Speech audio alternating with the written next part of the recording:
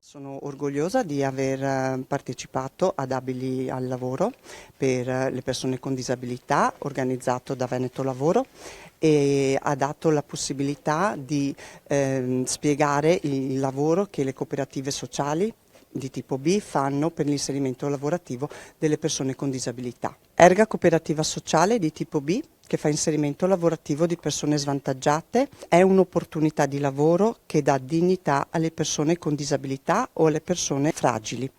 È un luogo di rinascita, è un luogo di prova, di sperimentazione e di conoscenza nell'esplodere le potenzialità delle proprie abilità lavorative. Le cooperative sociali hanno proprio il principio di inserire le persone più fragili per dargli la possibilità poi di sperimentarsi in altri contesti lavorativi.